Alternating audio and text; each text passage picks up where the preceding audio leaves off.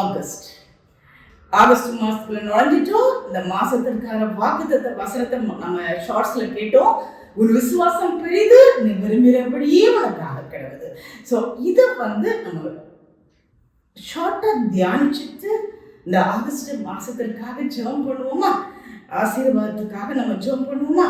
So இதுல சிலவங்க Bible பத்தி தெரிஞ்சவங்களா இருக்கலாம், இல்ல தெரியாமலா இருக்கலாம். தயவுசெய்து மெசேஜை கேட்குறவங்க உங்க ஃப்ரெண்ட்ஸ்க்கெல்லாம் ஷேர் பண்ணுங்க. ரொம்ப யூஸ்ஃபுல்லா இருக்கும், அவங்களுக்கு ரொம்ப கம்ஃபர்டிங்கா இருக்கும். ஸோ இதுல என்ன பார்க்குறோம் அப்படின்னா, ஒரு கானானிய ஸ்திரீ ஜீசஸ் அந்த ஊருக்கு வந்தது கேள்விப்பட்டு வர்றாங்க. அந்த ஸ்திரீ கானானிய ஸ்திரீ ஜீசஸ் கிட்ட பக்கத்துல போய் சொல்றாங்க. என்ன சொல்றாங்க? மத்தேயு 15ஆம் அதிகாரம், ஆண்டவரே, தாவீதின் குமாரனே, எனக்கு இரங்கும், என் மகள் பிசாசினால் கொடிய வேதனைப்படுகிறாள் என்று சொல்லி கூப்பிட்டார். சரிங்களா? சோ கூப்பிடுறா, ஜீசஸ் அப்பா இயேசுவே, எனக்கு இறங்கும், என் மகள் கொடிய வேதனைப்படுறா, பிசாசு பிடிச்சு வேதனைப்படுறா. நிறைய பேர் கதறீங்களா? நிறைய மதத்துல இருக்கிறவங்க கதறீங்களா? என் பிசாசு பிடிச்சு கொடிய வேதனைப்படுறா. இன்னைக்கு அப்படிப்பட்டவங்களுக்கு ஒரு பெரிய ரிலீஃப் கிடைக்க போது நீங்க விசுவாசித்தார். கானானிய ஸ்திரிய மாதிரி விசுவாசித்தார். இப்படி கதறும் போது ஜீசஸ் அவர் கேர் பண்ணவே இல்லை, ரிப்ளை பண்ணவே இல்லை. உடனே கூட இருக்கிற சீஷர்கள்லாம் சொல்றாங்க, அந்த பின்னாடியே வர்றாங்க, கத்துறாங்க, நீங்க ஒரு ரிப்ளை பண்ண மாட்டேங்கிறீங்க அப்படின்னு சொல்றாங்க. இதே சீஷர்கள் நிறைய இடத்துல பாத்தீங்கன்னா ஜீசஸ் பக்கத்துல வராத தள்ளி போ சின்ன சிறுவர்களை கூட பக்கத்துல நெருங்க விடல. ஒரு கண்ணு குருடன், இயேசுவே இறங்கும் அமைதியா கத்தாத அப்படின்லாம் சொன்னவங்க இன்னைக்கு இந்த கானானிய ஸ்திரீ மேல அக்கறைப்பட்டு ஐயோ இவ்வளோ கதறாங்களே, கேட்கிறாங்களே, ஆனா ஜீசஸ் ஒரு ரிப்ளை கூட பண்ணாம போறாரு. அவங்களுக்கு புரியல, சொல்றாங்க, ஐயோ பின்னாடியே வராங்க, நீங்க கொஞ்சம் பாருங்க அப்படின்னு சொல்லி அவரை வேண்டிக் கொண்டார்கள். என்னன்னு கேட்டு அனுப்பி விட்டுருங்க அப்படின்னு கேட்கிறாங்க. அதுக்கு இயேசு சொல்றாரு, நல்லா கவனிங்க, காணாமற் போன ஆடுகளாகிய இஸ்ரவேல் வீட்டாரிடத்திற்கு அனுப்பப்பட்டேனே என்று மற்றபடி அல்ல. இஸ்ரவேல் வீட்டார், இஸ்ரவேல் ஜனங்கள், சரியா, அவரோட சொந்த ஜனங்கள், அவங்கள யாராவது காணாம போயிட்டாங்கன்னா அதை தேடி கண்டுபிடிக்கதான் நான் ஒழிய வேற ஜனங்கள் கொடுக்கறதுக்கு நான் வரலங்கிற மாதிரி சொல்றேன். அப்போ எப்படி இருக்கும்ல? அப்போ அவள் சொல்றா மறுபடியும், ஆண்டவரே எனக்கு உதவி செய்யும். நல்லா கவனிங்க, நீங்க வேற மதத்துல இருக்கவங்களா இருக்கலாம், வேற ஜாதியில இருக்கவங்களா இருக்கலாம், வேற தேசத்துல எங்க இருந்தாலும் சரி, இந்த கானானிய ஸ்திரீ அப்படி சொன்ன உடனே ஐயோ உனக்கு உதவி செய்யறதுக்கு நான் வரல, நான் ஏன் ஜனமாகிய இஸ்ரவேலுக்கு உதவி செய்தா வந்திருக்கேன்னு சொல்லி சொன்ன உடனே போல மறுபடியும் கேட்கிறா, எனக்கு உதவி செய்யும் அப்படின்னு கேட்கிறா.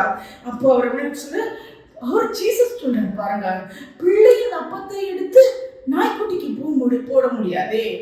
சரியா? பிள்ளைங்கிறது என்ன சொல்றாரு? இஸ்ரவேல் தேசமாய என் ஜனங்களுக்கு கொடுக்கறதை எடுத்து நான் நாய்க்குட்டிக்கு போட முடியாதே அப்படிங்கிறாரு.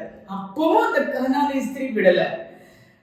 ஜீசஸ், பிள்ளைங்களுக்கு கொடுக்குறீங்க, ஓகே, அந்த பிள்ளைங்க சாப்பிடும்போது சிலது அப்படியே தவறி கீழே விடல, அது நாய்க்குட்டி பொறுக்கி கொள்ளல, அந்த மாதிரி எனக்கு உதவி செய்யுங்க. எவ்வளோ ஒரு விசுவாசம், எவ்வளோ ஒரு பொறுமை இல்லையா? அவர் இயேசுதான் சொல்றார், நான் உனக்கு உதவி செய்ய நான் வரல, நான் ஏன் ஜனத்துக்கு உதவி செய்ய நான் வந்திருக்கேன், ஏன் ஜனத்தை காணாமற் போன என் ஜனத்தை தேடதான் வந்திருக்கேன்னு சொல்லி அவர் கூட சொல்றாரு, அப்பத்தை எடுத்து நாய்க்குட்டிக்கு போட முடியுமா, என் பிள்ளைக்கு கொடுக்க வேண்டியதை எடுத்து நான் நாய்க்கு போட முடியுமா அப்படிங்கிற மாதிரி சொல்றாரா. அந்த அம்மா சொல்றாங்க, அந்த நாய்க்குட்டிக்கு பிள்ளைக்கு கொடுக்கும்போது கொஞ்சம் கீழே விடல, அது நாய் பொறுக்கி கொள்ளல, அது மாதிரி எனக்கு உதவி செய்யலாம். அவருக்கு ஷாக், ஆச்சரியப்படுறாரு. அப்போ ஜீசஸ் மேல எவ்வளவு ஒரு விசுவாசம், எவ்வளவு ஒரு நம்பிக்கை.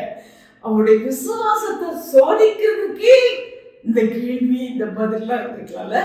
ஸோ அந்த அதை மீறியும் அந்த அந்த அந்த அந்த ஸ்திரீ கேட்கிறா மறுபடியும். அப்ப சொல்ற, உன் விசுவாசம் பெரிது, நீ விரும்புகிறபடியே நீ ஆக கடவுது. ஒருவேளை உங்க வாழ்க்கையிலோ நீங்க கேட்டுட்டே இருந்திருக்கலாம். ஒருவேளை உங்களுக்கு ரிப்ளை கிடைக்காம இருந்திருக்கலாம், இவ்வளவு நாள் ரிப்ளை கிடைக்காம இருந்திருக்கலாம். ஆனா நீங்க நிச்சயமா அந்த இயேசுவால முடியும். நீங்க எந்த மதத்துல இருந்தாலும் சரி, எந்த ஜாதியில இருந்தாலும் சரி, யாரா இருந்தாலும் சரி, இயேசு இதை செய்வார், இயேசு நிச்சயமா இதை காப்பான்னு அப்படியே அவரை பிடிச்சிருக்கீங்களா?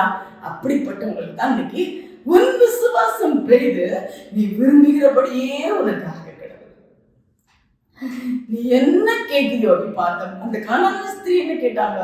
அவங்க மகள் பிசாசின் பிடியினால கொடிய வேதனை படுறா, அவளை விடுவீங்க, அவ விரும்புறபடியே அவ சொன்ன அந்த டைம்ல அந்த பிசாசு அவளை விட்டு நீங்கிட்டு அப்படின்னு பாக்குறோம். ஸோ இதே மாதிரி இன்னைக்கு எதுக்காக ரொம்ப வருஷமா கேட்டீங்களோ, எதுக்காக இன்னும் விடாப்பிடியா அவர் மேல நம்பிக்கை வச்சிருக்கீங்களோ, இயேசுவை விசுவாசிக்கிறீங்களோ, இன்னைக்கு உங்களுக்கு விடுதலை கிடைக்கும். வசனம் சொல்லுது, நீ விசுவாசித்தபடியே உனக்கு கடவுள். என்ன விசுவாசிக்கிறீங்களோ, என்ன நம்பிக்கையோட கேட்கிறீங்களோ, அந்த நம்பிக்கைப்படி இன்னைக்கு உங்களுக்கு கிடைக்க போகுது. ஜெபம் பரம தகப்பனே, அப்பா நாங்க ஜூலை மாசத்தை கடந்து ஆகஸ்ட் மாசத்துக்கு வந்திருக்கிறோம் சாமி. அப்பா அந்த மாதத்தின் ஆசீர்வாதத்துக்காக உங்க பாத்திர பிடிக்கிறோம் சாமி. அப்பா எத்தனையோ 7 மாதங்கள் கடந்துட்டோம், எப்படி போச்சுன்னு தெரியல. இப்ப 8ஆம் மாதத்துக்குள்ள வந்திருக்கிறோம். நீங்க நல்ல ஒரு வாக்குத்தத்தத்தை கொடுத்திருக்கீங்க. உன் விசுவாசம் பெரிது, நீ விரும்புகிறபடியாக கிடவுது. ஒருவேளை அவங்க ஜோம் பண்ணி உங்க மேல விசுவாசம் வச்சு அவங்க மேல நடக்காம இருந்திருக்கலாம். ஏதாவது ஒரு காரியத்துல தடை இருந்திருக்கலாம். அப்ப என்ன தடை வந்தாலும் சரி, ஒருவேளை உன் ஜெபத்தை எங்க கேட்க போறாரு மத்தவங்க அவமானமா பேசி இருந்திருக்கலாம். நீ எந்த இதுல இருக்க, வேற எந்த மாதத்துல இருக்க, நீ எதுலயும் இருக்க, உனக்கெல்லாம் யாரும் ஜெபத்தை கேட்பான்னு சொல்லி ஒருவேளை அதையும் மீறி இல்ல, இயேசுவானவர் நிச்சயமா எனக்கு உதவி செய்வார் அப்படின்னு நீங்க விசுவாசத்து இருக்க அந்த காரியத்தை கர்த்தருக்கு நிறைவேற்ற வல்லவராய் இருக்கிறார். மகனே உன் விசுவாசம் பெரிது, நீ விரும்புகிறபடி உனக்காக கடவுது. உன் விசுவாசம் ரொம்ப பெரிது. Thank you Jesus, thank you Jesus, thank you Jesus. அப்பா உமக்கு நன்றிப்பா. அந்த கானானிய ஸ்திரீ போல உங்க மேல ஒவ்வொரு அளவு கடந்த நம்பிக்கை விசுவாசம் வச்சு ஜெபம் பண்ண ஒவ்வொரு காரியத்தையும் ஆண்டவரே நீங்க இப்போது கேட்கிறதற்காக உமக்கு நன்றி. அந்த கானானிய ஸ்திரீக்கு சொன்ன மாதிரி உன் விசுவாசம் ரொம்ப பெரிது, நீ விரும்புகிறபடியே உனக்காக கடவுள். Thank you Jesus, thank you Jesus, thank you Jesus. அப்பா அவங்க எந்த காரியத்துக்காக இவ்வளவு நாள் வரைக்கும் விசுவாசம் வச்சு ஜெபம் பண்ணாங்களோ, விடாப்பிடியா அவங்க மேல விசுவாசம் வச்சிருந்தாங்களோ, அப்பா எல்லா தடைகளையும் கடந்து அவங்க மேல விசுவாசம் வச்சிருந்தாங்களோ, இவ்வளவு உலகத்தால அதை நிறைவேற்றாம போகலாம், இல்லை யாராலையும் இதை நிறைவேற்ற முடியாம போகலாம், ஆனா ஜீசஸ் கண்டிப்பா நிறைவேற்றுவார். அப்ப அது மாதிரி விசுவாசின் பிடியில தவிக்கிற ஒவ்வொரு பிள்ளைகளையும் கடவுளே நீர் விடுவிக்க போகிறதுக்காக நன்றி. ஒரு விதமான நோய்வாய் படுக்கையில் இருக்கவங்களை விடுவிக்க போகிறதுக்காக நன்றி. பலவிதமான சூழ்ச்சிகளால் அகப்பட்டு அப்பா பாதிக்கப்பட்டிருக்கிறவங்களை விடுவிக்க போகிறதுக்காக நன்றி. கொடுமையான வியாதிகளிலிருந்து விடுவிக்க போகிறதுக்காக நன்றி. கொடிய வேதனையிலிருந்து நீர் விடுவிக்க போகிறதுக்காக நன்றி. கொடி நன்றி, கோடி நன்றி. ஆகஸ்ட் மாதம் எல்லாருக்கும் ஆசீர்வாதமா இருக்கட்டும். அவங்க கேட்டுக்கொண்டதின்படியே அவங்க விரும்பின காரியம்லாம் அவங்களுக்கு நடக்கட்டும். கெஞ்சி கேட்கிறோம் இயேசு கிறிஸ்துவின் நாமத்தால ஜெபிக்கிறோம் பரம பிதாவே. ஆமென், ஆமென்.